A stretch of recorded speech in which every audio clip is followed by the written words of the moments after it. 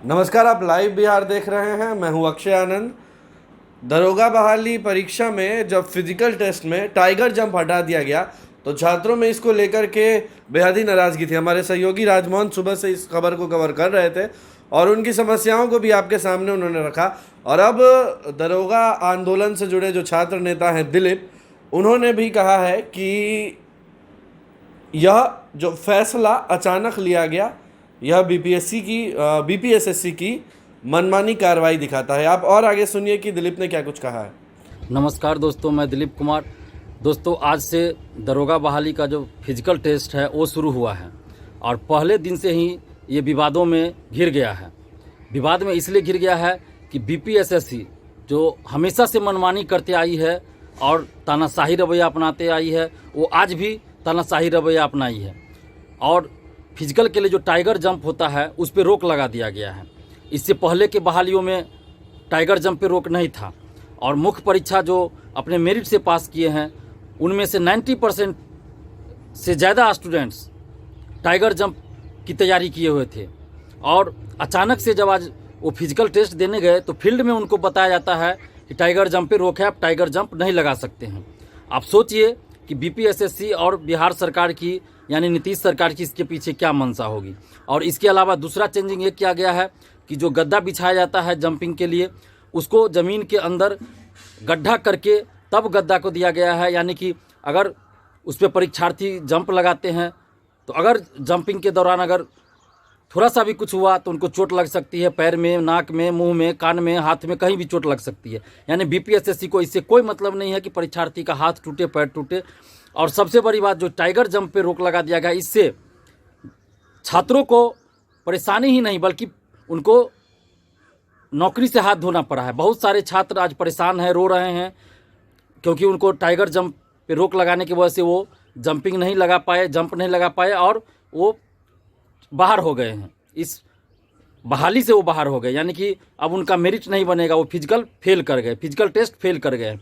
और ये जो बीपीएसएससी है ये जानबूझ के एक साजिश के तहत ऐसा की है ताकि जो मेरिट वाले हैं वो बाहर हो जाए और जिनसे 25 लाख रुपया लिए हैं आरसीपी टैक्स के रूप में उनको बहाल किया जाए। और ये जो शिक्षा माफियाओं का रैकेट बिहार में चल रहा है, जिसमें बड़े बड़े नेता इन्वॉल्व है, नीतीश जी के करीबी लोग इन्वॉल्व है, राज्यसभा सांसद, विधायक, मंत्री इन्वॉल्व है, पटना के 2-3 शिक्षक, 2-3 कोचिंग संचालक इन्वॉल्व हैं इसमें। इतना तगड़ा इन लोगों का रैकेट है कि देखिए कि फिजिकल में अचानक से रूल चेंज करवा दिया जाता है ताकि मेरिट वाले स्टूडेंट्स बाहर हो जाए। और ये कितना नाइंसाफ़ी और कितना अत्याचार हुआ है बिहार के लाखों छात्रों छात्राओं के साथ, ये आप खुद सोचिए।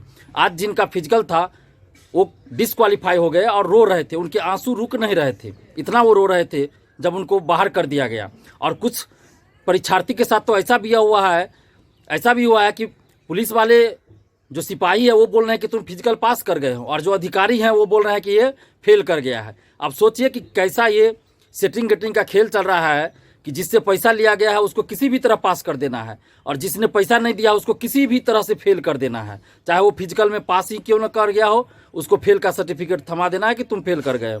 तो आखिर ये मनमानी कब तक चलती रहेगी?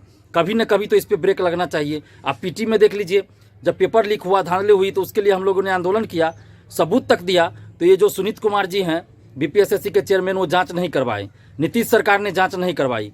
और मुख्य परीक्षा में भी जब धांधली हुई, उसके बाद भी जब आंदोलन हुआ 11 फरवरी को, तो मुझे ही जेल भेज दिया गया। जेल क्यों भेजा गया?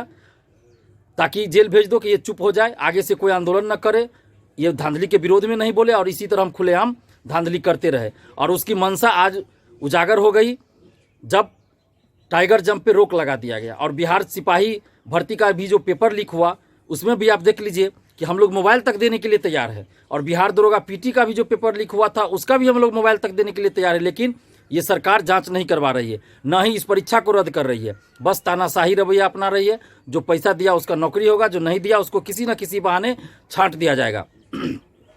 तो ये अब बिहार के लाखों छात्र छात्राओं को सोचने की ज़रूरत है कि बार बार ऐसा क्यों हो रहा है। मैंने पहले भी कहा था, जब पीटी का रिजल्ट आया था, मैंने उस समय भी कहा था बीपीएससी ने अभी ये ट्रेलर दिखाया है, असली फिल्म ये फिजिकल और फाइनल जब रिजल्ट आएगा उसमें दिखाया जाएगा। और वही आज हुआ। अब देखिए, आधी फिल्म तो आज दिखा दिया गया कि अचानक से ये रूल ला दिया गया कि आप टाइगर जंप नहीं कर सकते, टाइगर जंप पे रोक लगा दिया गया। और पूरी फिल्म इसकी आपको फाइनल जब रिजल्ट आएगा, मेरिट लिस्ट आएगा, उसमें पता चलेगा।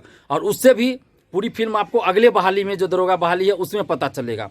आखिर बीपीएसएससी को चेंज करना ही था, इस रूल को टाइगर जंप पे रोक लगाना ही था, तो 10 दिन 20 दिन पहले इसको नोटिस देना चाहिए था। ऐसे भी कहीं भी भर्ती आयोग है या कोई भी हो, अगर कोई नया रूल लाता है या किसी पे रोक लगाया जाता है तो पहले उसकी सूचना दी जाती है, ताकि परीक्षार्थी उसके लिए सतर्क हो, उसके अनुसार तैयारी करे। लेकिन आपने कोई सूचना दिया नहीं और अचानक टाइगर जंप पे रोक लगा दिया, तो ये तो सरासर तानाशाही है। ये तो एकदम दिख रहा है कि तानाशाही है। इस पर तो रोक लगना चाहिए। आप फिजिकल पे ही रोक लगा दीजिए, पहले नोटिस दीजिए।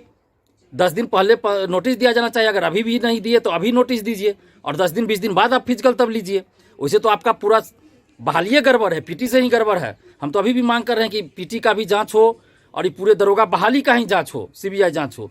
और सिपाही भर्ती में जो पेपर लीक हुआ और पिछला सिपाही भर्ती में भी जो हुआ उसका भी जांच हो। और देखिए, इसमें बड़े बड़े शिक्षा माफिया, बड़े बड़े नेता जेल जाएंगे।